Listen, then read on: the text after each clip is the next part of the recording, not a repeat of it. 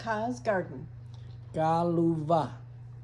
Written in English by Maggie Lee McHugh. Written in Hmong by Dr.B. Lo. Illustrated by Vong Lo. Tu sholumi kaya Maggie Lee McHugh. Tu sholumong ya Dr.B. Lo. Tu thadua ya Vong Lo. One morning during planting season, Pahua and her Nia, mother, were tending their garden in America. Curious, Pahua asked, Nia, why do we garden? Mo itaki nhớ trò lưu chay cho công lòng. Bà hô thiên nữ nịa ta tỏ uang gỡ lưu bà rau tì America. Vì sa bao bà hô nông tìa nịa ô chà bế ô bà rau. My dearest Pahua, gardening has been a part of our family for as long as I can remember. When I was a girl, my Nia taught me how to garden, just as her Nia taught her, and so on, for many generations before. Mình chạy bà hô ô bà rau nhưng do ý dạ bế chế nâng ô chi thờ cú bóng do cá lò. Thờ cú chẳng do ý tư mê nhuận chạy. Cú nịa khía cú ô bà rau lì nữ nịa khía trâu nữ. Ôn đê lò tông đau tìa. Still curious, Pahua asked a second time, Yes, Nia, but why do we garden?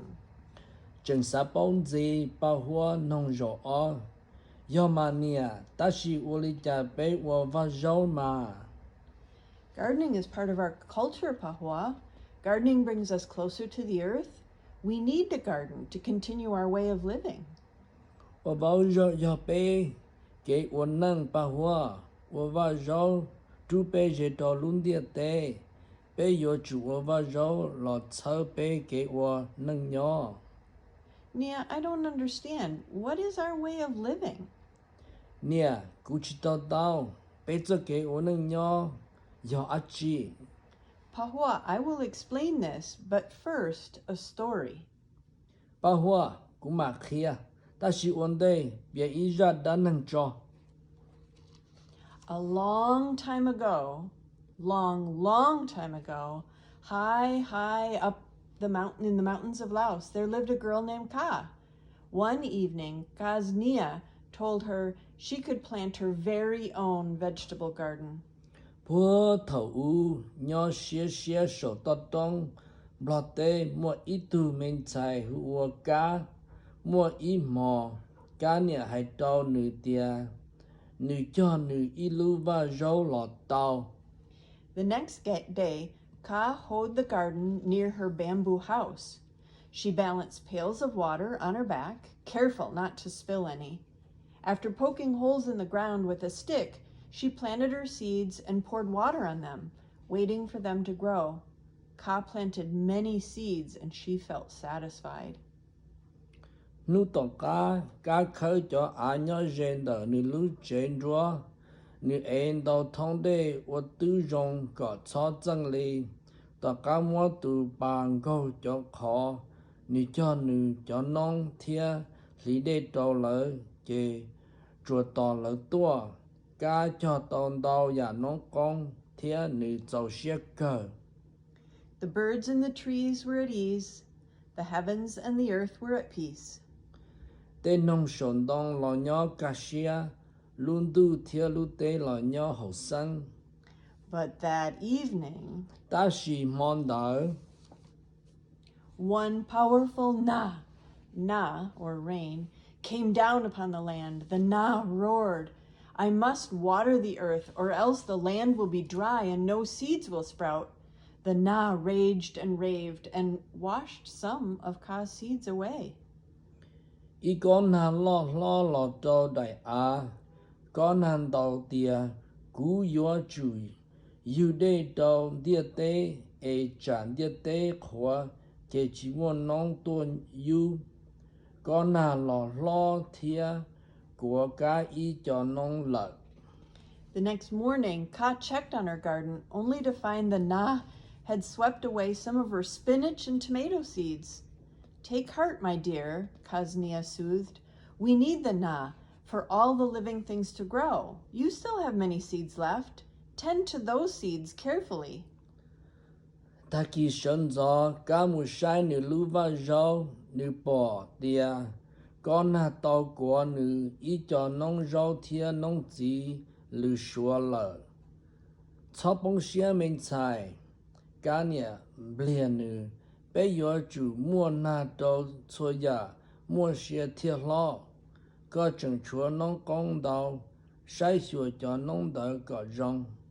So, for many sons, Ka stayed close to her seeds. Until they grew into little seedlings, Ka felt satisfied. Chỉ tòn đầu nu cả ô tí rong sai xua nữ cho nó con cho thầu lỡ bí ô cầu tua ô trâu cá dầu xét cơ. The birds in the trees were at ease. The heavens and the earth were at peace. Tên nông sông đông lò nhỏ cá xia luôn đu lú tê lò nhỏ hậu sân. But that evening, Ta xì mòn đỡ two pesky boa pigs, came picking at Ka's garden. The boa pondered, "We must eat some of Ka's seedlings, or else we won't grow big, strong, and healthy for when our human family needs us." So the boa sniffed and they snuffed, and they slopped up some of Ka's seedlings. mua autumn bùa thấp bùa lò hậu cá lú và rau autumn bùa xá tia yếu chủ nó cá ý cho cổ công ê trả chỉ lo chỉ mua rau thia khó đâu chế nâng thầu lỡ xá xí chế autumn bùa giờ nia thia trọ nó tàu cá ý cho cổ nông lợi. The next morning, Ka couldn't believe that the boa had crushed her cucumbers and corn. "Take heart, my dear," comforted Kasnia. "We need our animal friends to be well fed and stay healthy. You still have many seedlings left. Tend to those seedlings carefully." So for many sons, Ka tended her seedlings until they grew into healthy sprouts. Ka felt satisfied. Ta kỳ sân gió cá chính chân hải tia bùa chú ta nữ tê cầu đi thia bó cử cho bông xia mình chạy cá niệm liền nữ bế xa của bế cho chia tàu nó rong thia chỉ mua mò có chừng chúa có công đầu ô tư rong sai xua cho nông đỡ có rong chỉ tòn đầu nu cá ô rong sai xua nữ cho cầu nông công cho thầu lỡ ô yu lo tua The birds and the trees were at ease. The heavens and the earth were at peace. Tên nông sông đông lò nhỏ cá xia, luôn đu theo lưu tê lò nhỏ hậu sân. But that evening, Ta xì mòn đỡ. Three curious guy or chickens, went waddling around Ka's garden. The guy clucked, "We must eat, or else Ka and her family will not have eggs for food." So the guy picked and they pecked, and they nibbled up numerous sprouts. The next morning, Ka shooed away the guy from her peppers and peas. Mua bê thu cái mù, do chế trở trâu cá lú và rau. Cho cái cho hài, bê yo chùn thiên nó, trả cá thiên nữ chế nâng, chỉ mua cây nó. Chế cho cái thọ thiên thọ, nó ý cho con, yêu con lợi. Ta kỳ sân gió, cá ô xuân thầy cho cái tờ nữ, cho yêu con của cho thiên tàu mò. "Take heart, my dear," Kaznia explained. "We need to share our vegetables with our animal friends who share food with us. You still have some healthy sprouts left. Tend to those sprouts carefully." So for many sons, Ka weeded her garden and watched her sprouts turn into healthy shoots about to flower. Ka felt satisfied. Chó bông xia mình xài, cá nhà biệt kia, bé yo chủ, phải bé cho rong đó bé, cho chia, cái đồ bé, có chừng chúa ít cho, yêu con rong, sai siêu chọn đợi có rong. Chỉ tòn tòn nu, cá đó tê nhỏ hậu nữ lưu và rau thia sai nữ, 得有公老老，我若有筹把，我该走些个。The birds in the trees were at ease, the heavens and the earth were at peace. 得弄上弄老鸟该些，轮到铁路得老鸟后生， But that evening, 但是忙到 4 finicky moo or bees, came flying by the garden. The moo buzzed, "We must gather pollen from the vegetable blooms or else no shoots will flower." So the moo busily buzzed and pollinated only some of the vegetable shoots. The next morning, Ka went out to her garden only to find a few of each shoot had flowered. 我包土木参照亚兰的路把绕，叫木亚用北约主木该叫蒙巴的叫绕，把在约期末进出头把，这叫木都些呀用铁刀找一叫日绕时，他给生着。cả tờ mù tỏ nữ lưu và rau cho bỏ lưu bùa chỉ tờ ba sư. Take heart, my dear. We need to be happy the moo chose some of your shoots to flourish. So for many suns, Ka watered the garden whenever it was dry and watched her shoots turn into tiny little vegetable plants. Ka felt satisfied. Thọ bông xia men xài, ưu chủ rong xia địa cho mù tư, sai có ý chọn gì rùa rau, tàu ba lợ, chế tòn tòn nu, ca yu để tàu lưu va, thọ khó thia sai nữ, chọn rùa rau lọ lọ, và rau ca giàu xia cờ. The birds in the trees were at ease, the heavens and the earth were at peace. Tên nông sổn đông lọ nhỏ ca xia, luôn tu theo lúc tế lọ nhỏ hậu sinh. But that evening, 但是忙到 5 ferocious chaw tigers roamed around Ka's garden. The chaw traipsed and trounced their way around the garden and trampled on most of Ka's vegetables. chỉ tu cho hắn lòng gì hậu cá lũ và rau cho lọ tàu thia chú ya chỉ con dê hậu lũ và rau thia chú cá cho rau ta lợn đau. The next morning, Ka sadly saw only one of each vegetable plant left. "Nia, don't you have anything good to say about the chaw?" "My dear, we cannot control everything that happens in our life. You still have some plants left whose seeds you can use again next year. I will show you how to keep them safe." Ta kỳ sinh cho cá tu xia thầu nữ bỏ cho y cho rau đời y ya rau là sư nè có chỉ mua chỉ rong hay cho lọ mình sai bé chữ chỉ tao cho ya và chữ sĩ hậu bé luôn nè có chừng cho y cho rau và nông có yếu sĩ tao lười xong cú mà kia có khờ cho nông đỡ chơi có rau. Through her family's words of wisdom, Ka's Nia began to share the family traditions of gardening. Ka learned how gardening provides food to feed the animals who will nourish her family. She learned about sharing the vegetables from her garden with her family and friends. Lòng đời nữ chế năng tê luôn dê, cả nhà biết kia chọn gỡ chế năng tê kế của vợ rau, cả cờ tàu tìa kế của vợ rau, ba của khẩu bù tê chia của yếu lò yêu nữ chế năng, nữ cờ tàu kế sĩ bù tê rau tỏ nữ lưu vợ rau đòn nữ chế năng thia phong yêu. The next morning, Ka harvested her vegetables and placed them in a woven basket. Saving the seeds to plant again next year, Ka prepared a meal for her family using the vegetables from her garden.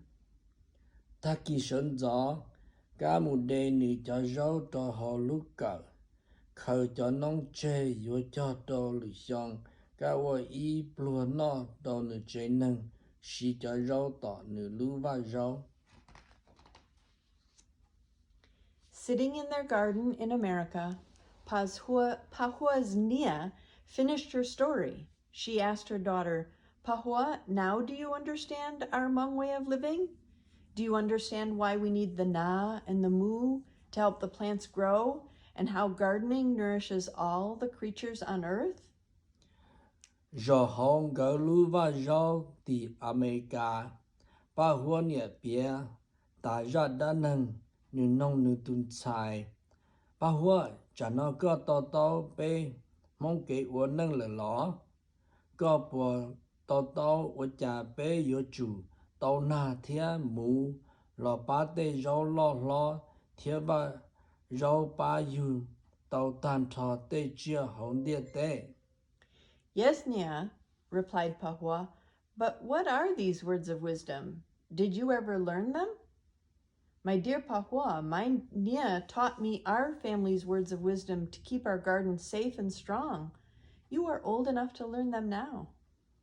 Tao Nia, Pahua tê, ta chỉ tê luôn dê nó do lu á chi. Có bộ tao cờ cho lỡ na. Mình xài Pahua, cú Nia kia đâu cú, bê chế nâng cho luôn dê cho lò, bỏ hử bê cho ba rau, thia lo, có lo cho lò cờ, tê luôn nó ta chỉ nó lờ. Together, Pahua and her Nia discussed her family's words of wisdom, protecting their garden and continuing their way of living. Pahua and her Nia felt satisfied, and from Laos to America. Ok, Pahua thia Nia thang gỡ chế nâng tê luôn dê, chuồng gỡ tê rau thia trâu xia uang gỡ luôn nâng. Pahua thia Nia trâu xia cơ chế tìm lo tê mù cho America tê. The birds and the trees were at ease. The heavens and the earth were at peace. Tê nông sổn đông lò nhỏ ca xia, luôn đu thế lô tê lò nhỏ hậu sân. Family words of wisdom. Chế nâng cho luôn dê. The elders always say that because there is heaven, there is earth. There is the Creator that created our ancestors. There are parents, and that's why we are here. Parents are the heaven and the earth. Tê lò dân ý chữ hai tìa mua luôn tìa tê thiên mua lu. Tê lò dân ý chữ hai tìa mua lu du thiên mua lu tê. Mua yếu sâu chỉ mua tê lò thảo. Mua nhẹ mua chỉ ấy thiên mua bê. Nhẹ thiết chỉ do luôn du thiên lu tê. Yếu sâu chỉ luôn du thiên lu địa tê. Kể chỉ luôn nu thiên lu lì. Kể yếu sâu mà chỉ tí nâng thiên chia. Đo chua tan thọ tê rau thiên cho chỉ mà chính đồng lò yu tí nâng thiên chia. Yếu lì bê yếu chủ ô rong sai. Cho ya yếu sâu chỉ mua建制天有主我地中都了个人被天末肉毛了就是个被天里我到被路能蒙母一起。 The Creator created the heaven and the earth. Then came the sun and the moon. Then the Creator created people and animals, the weeds, all vegetables, and the fruits from vines and trees to feed people and the animals. That's why we must watch carefully everything the Creator has created with appreciation and make sure to take good care of them so we have food to preserve life, so we can live our Hmong life forever.